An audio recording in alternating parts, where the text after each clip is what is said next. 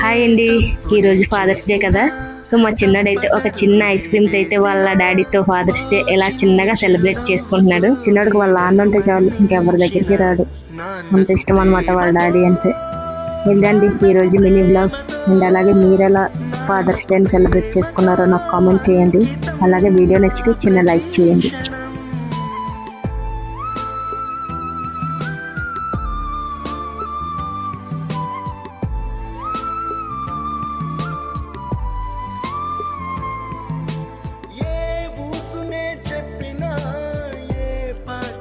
పాడినా భలే ఉంది మళ్ళీ పాడరా అని మురిసిపోయిన నాన్నకు